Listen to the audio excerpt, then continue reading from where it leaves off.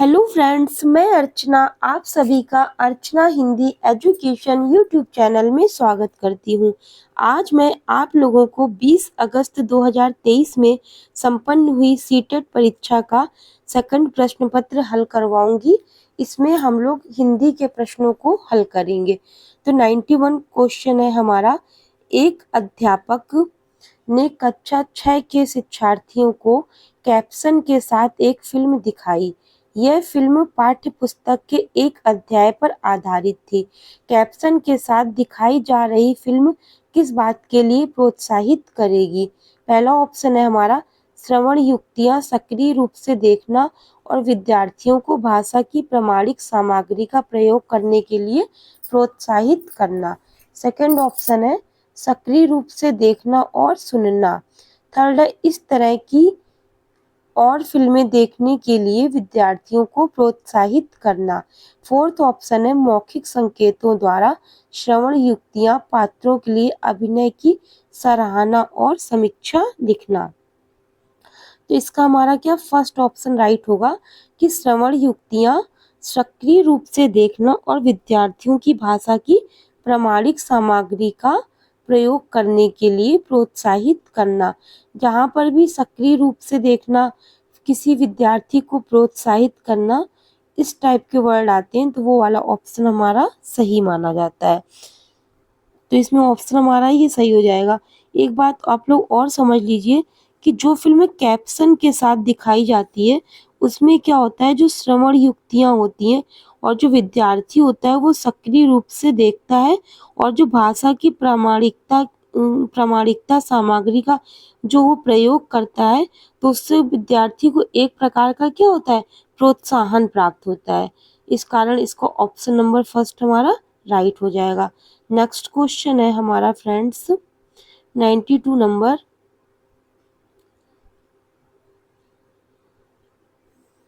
अपने अभिकथन और रीजन से क्वेश्चन ये।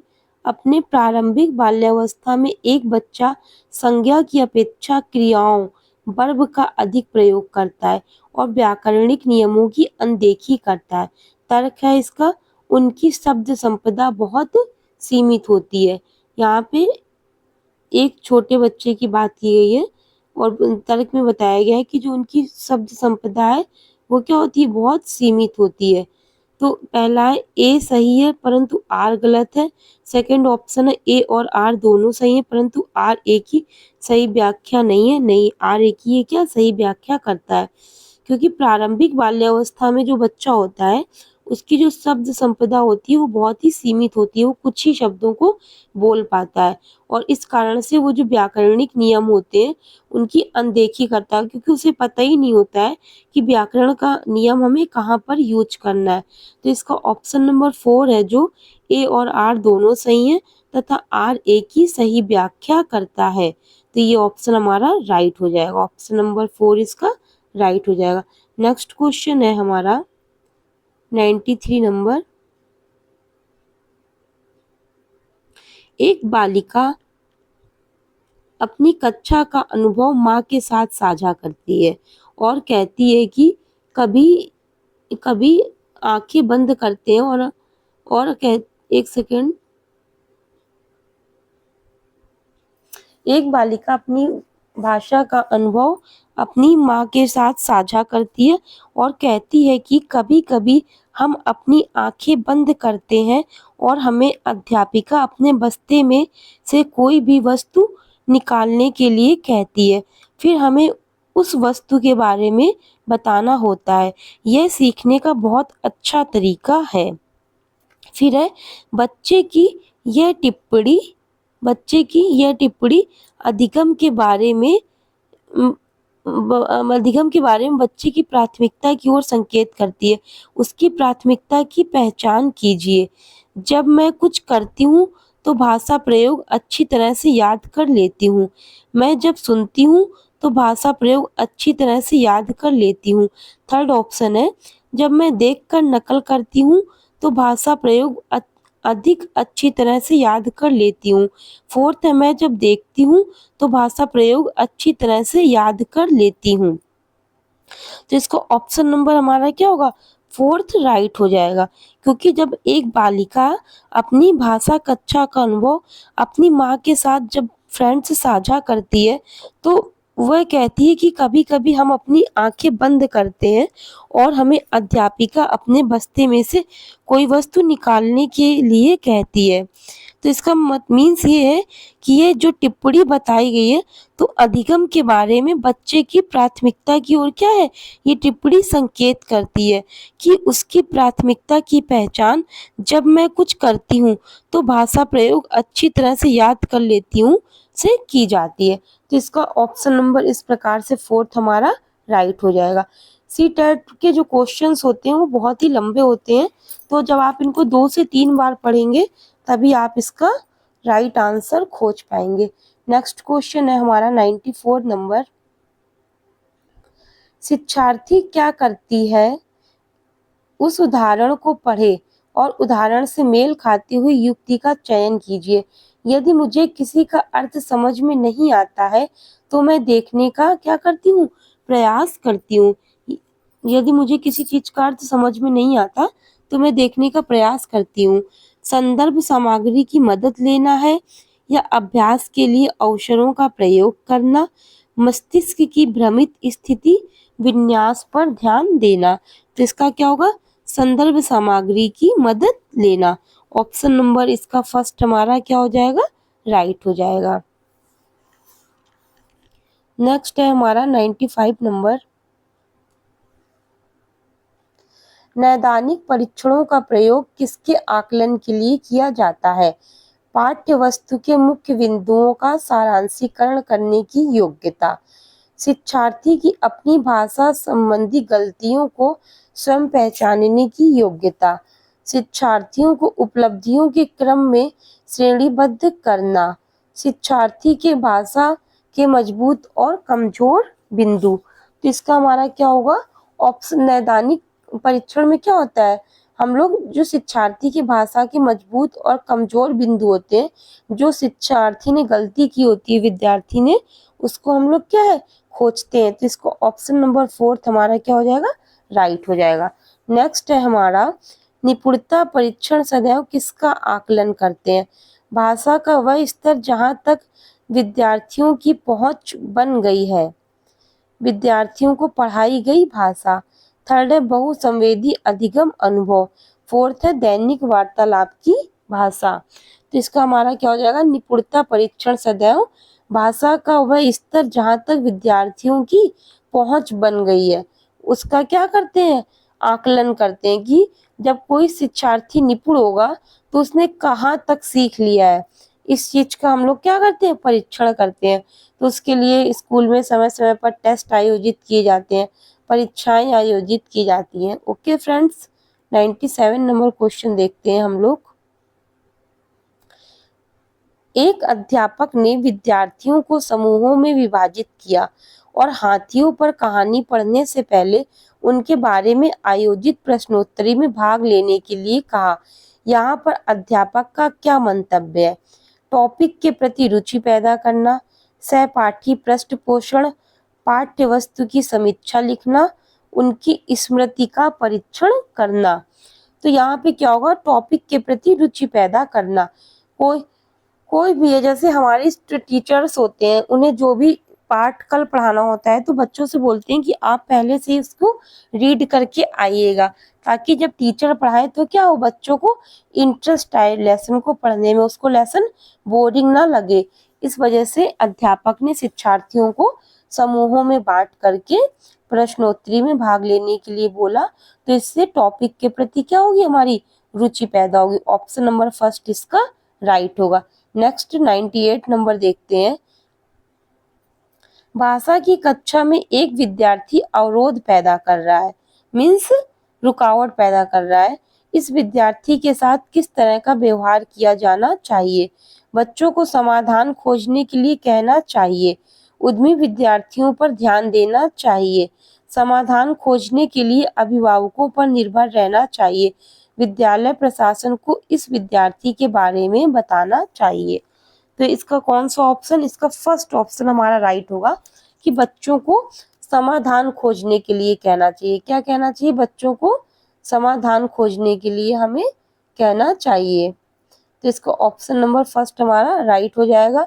उद्यमी विद्यार्थियों पर ध्यान देना चाहिए, ये इसलिए गलत होगा कि अगर आप केवल होशियार स्टूडेंट पर ही क्लास में ध्यान देंगे तो जो क्लास के कमजोर स्टूडेंट्स हैं फिर उनका पढ़ने में मन नहीं लगेगा, फिर वहाँ पे क्या होगी, पढ़ाई में रुचि नहीं पैदा होगी, तो विद्यार्थी स्कूल आना बंद कर देते हैं।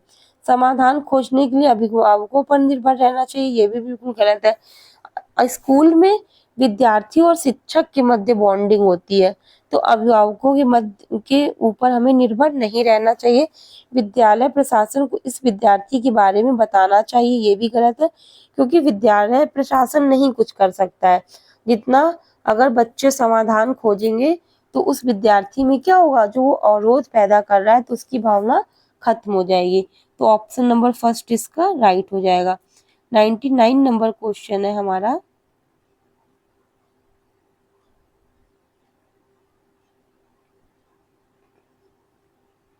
विद्यार्थी किसी विचार बिंदु पर मानस मंथन करते हैं, संयोजन करते हैं, प्रारूपण करते हैं, संपादन करते हैं और अंततः अपने कार्य की क्या करते हैं, पुनरावृत्ति करते हैं। इस प्रक्रिया द्वारा कौन सा कौशल प्रतिबिंबित होता है? पठन कौशल, वाचन कौशल, लेखन कौशल, श्रवण कौशल। पहले वो क्या करते हैं, किसी विचार बिंदु पर मानस मंथन करते हैं, फिर उसका संयोजन करते हैं, प्रारूपण करते हैं और फिर क्या, संपादन करते हैं। तो इससे क्या होगा, लेखन कौशल होगा, मतलब हमारे लिखने की जो स्किल होगी वो डेवलप होगी। तो ऑप्शन नंबर थर्ड इसका फ्रेंड्स राइट हो जाएगा। 100 नंबर क्वेश्चंस देखते हैं। 100 नंबर क्वेश्चन फिर अभिकथन और तर्क से आ गया हमारा।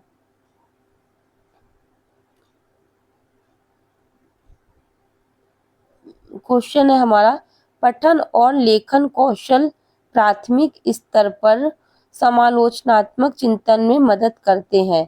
तर्क है इसका, समालोचनात्मक चिंतन पठन और लेखन का उपकौशल है।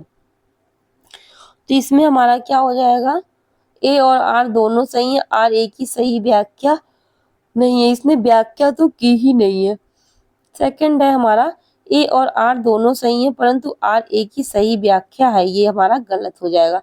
ए गलत है परंतु आर सही है, नहीं ए तो हमारा सही है, ए सही है परंतु आर गलत है, ये हमारा सही हो जाएगा। क्योंकि जो इन्होंने तर्क में दिया समालोचनात्मक चिंतन पठन और लेखन का उपकौशल है, ऐसा नहीं है। जो समालोचनात्मक चिंतन होता है उससे विद्यार्थी के अंदर तर्क वितर्क करने, सोचने समझने की क्षमता क्या होती है, विकसित होती है। उसको क्या होता है, एक चुनौती भरा प्रश्न मिलता है समालोचनात्मक चिंतन में, जिसको विद्यार्थी करने के लिए तत्पर रहता है। तो ये क्या हो जाएगा हमारा, आर क्या गलत हो जाएगा और ए हमारा सही है। तो ऑप्शन नंबर 4 इसका राइट हो जाएगा। नेक्स्ट 101 क्वेश्चन आया था हमारे एग्जाम में, भाषाई कौशल सीखने का सर्वाधिक उपयुक्त तरीका है। चुनौतीपूर्ण और यांत्रिक भाषा ड्रिलों की मदद से एक समय पर एक ही कौशल पर ध्यान केंद्रित करके समावेशित युक्तियों के माध्यम से केवल लिखित परीक्षा और प्रदत्त कार्यों द्वारा। तो इसका क्या हो जाएगा हमारा, समावेशित युक्तियों के माध्यम से। ऑप्शन नंबर थर्ड इसका फ्रेंड्स राइट हो जाएगा। 102 नंबर क्वेश्चन आया था पेपर में, विद्यार्थियों ने वर्णनात्मक कौशल का प्रयोग करना सीखा है या नहीं, इस बात का आकलन करने के लिए अध्यापक को विद्यार्थियों को क्या करने के लिए कहना चाहिए। एक ऐसी घटना साझा करो जब उन्हें बहुत अचंभा हुआ हो। पाठ्य वस्तु में आए क्रिया और विशेषण शब्दों पर गोल घेरा लगाओ। वर्णन करने वाले शब्दों के प्रयोग में हुई गलतियों को सही करो। कहानी पढ़ो और बोध आधारित प्रश्नों के उत्तर दो। तो 102 का हमारा question number answer number first right हो जाएगा। एक ऐसी घटना साझा करो जब उन्हें बहुत क्या हो, अचंभा हो विद्यार्थियों को। नेक्स्ट है हमारा 103, कक्षा सात की अध्यापिका निर्धारित पाठ्य पुस्तकों के अलावा अन्य पुस्तकों के पठन को सुलभ कर रही है। वह किस तरह के पठन को समुन्नत बना रही है? पहला है गहन पठन, सेकंड है साझा पठन, थर्ड है विस्तृत पठन, फोर्थ है निर्देशित पठन। जिसका थर्ड ऑप्शन राइट हो जाएगा विस्तृत पठन। क्या होता है विस्तृत पठन में? बच्चा है क्या हर पॉइंट को बहुत ही बारीकी से और अच्छी तरीके से पढ़ता है। तो जो कक्षा 7 में जब बच्चा पहुंच जाता है और जब वो चैप्टर को क्या करता है रीड करता है, तो उसको एक एक लाइन को बहुत बारीकी से रीड करना होता है, क्योंकि सारे क्वेश्चंस हमारी बुक से ही तैयार किए जाते हैं। तो हमें ताकि उत्तर लिखने में आसानी से मदद मिल सके। तो ऑप्शन नंबर थर्ड इसका राइट हो जाएगा। नेक्स्ट है 104। प्रधान अध्यापिका ने भाषा अध्यापक को नए सत्र के लिए पाठ्य पुस्तकों तथा अन्य संसाधनों का चयन करने के लिए कहा। इनका चयन करते समय निम्नलिखित में से एक प्रासंगिक नहीं है। पुस्तकों और संसाधनों की अनुकूलता, बच्चों की अधिगम आवश्यकताएं और उन्हें आने वाली भाषाएं, विद्यार्थियों का स्तर, सामग्री की अवधारणात्मक जटिलता और क्या हो जाएगा फ्रेंड्स गहनता। जिसका ऑप्शन नंबर फोर्थ हमारा क्या हो जाएगा राइट हो जाएगा, सामग्री की अवधारणात्मक जटिलता और गहनता। नेक्स्ट है हमारा 105।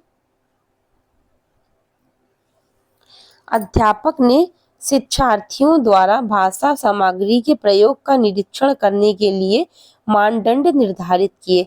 सामग्री के प्रयोग का निरीक्षण करने के लिए कौन सा मानदंड सर्वाधिक रूप से महत्वपूर्ण और क्या है सहायक है? सामग्री की उपलब्धता, तैयारी और अभ्यास, उपयोग, दोहराव और अभिव्यक्ति, अवलोकन, पृष्ठपोषण सत्र और लिखित रिपोर्ट, चेकलिस्ट, पूर्वानुमान और अधिगम प्रतिफल। तो 105 का हमारा क्या हो जाएगा थर्ड ऑप्शन राइट होगा, अवलोकन, पृष्ठपोषण सत्र और क्या लिखित रिपोर्ट।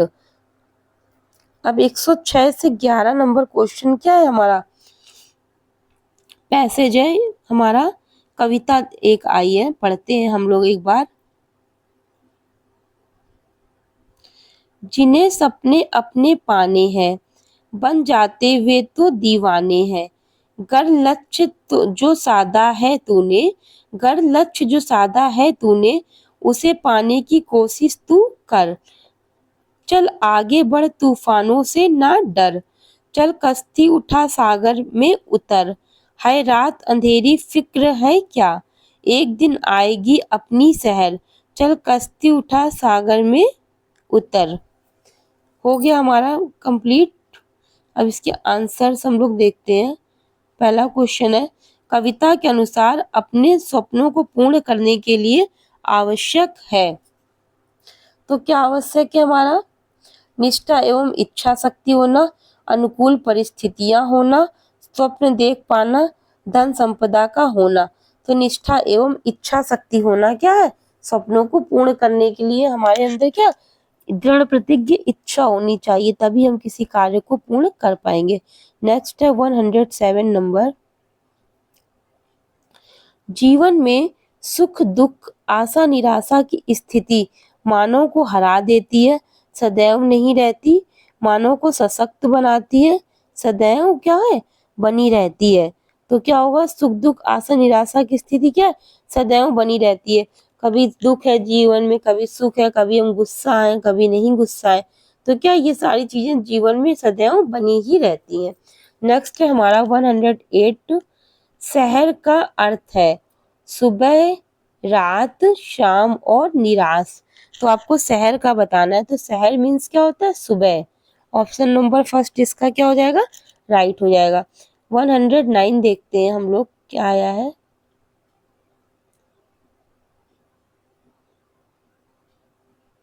कविता की कौन सी पंक्ति मनुष्य के मनोबल को बढ़ाती है। गर लक्ष्य जो साधा है तूने, जिन्हें सपने अपने पाने हैं, एक दिन आएगी अपनी शहर, चल कश्ती उठा सागर में उतर। तो इसका क्या हो जाएगा ऑप्शन नंबर हमारा 4 राइट हो जाएगा। कौन सी पंक्ति मनुष्य के मनोबल को बढ़ाती है? चल कश्ती उठा सागर में उतर। तो 4th नंबर इसका क्या हो जाएगा? राइट हो जाएगा। 110 पढ़ते हैं। कविता के मुख्य स्वर के रूप में कौन सा वाक्यांश उचित है? कविता के मुख्य स्वर के रूप में कौन सा वाक्यांश उचित है?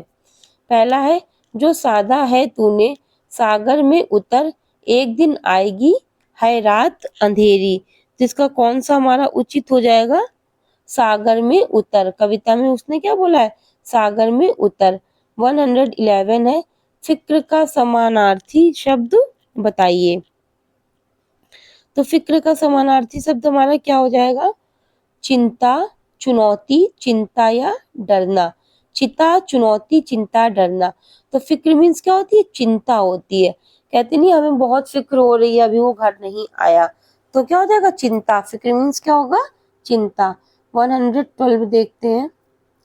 112 हमारा फिर से एक पैसेज आया है फ्रेंड्स।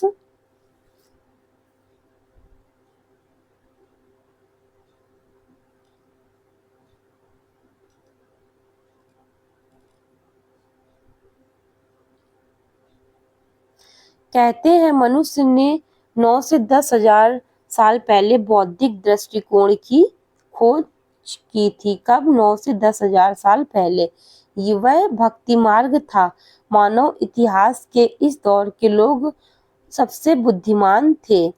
मैंने पहले ही कहा कि आध्यात्मिकता दुनिया का महत्व बहुत अधिक है, फिर भी सापेक्ष दुनिया पूरी तरह से महत्वहीन नहीं है। जब सुदूर अतीत में मनुष्यों ने महसूस किया कि कर्म योग, ज्ञान योग उन्हें सच्ची प्रगति प्राप्त करने में मदद नहीं करेंगे, तो उन्होंने तुरंत भक्ति योग को अपना लिया।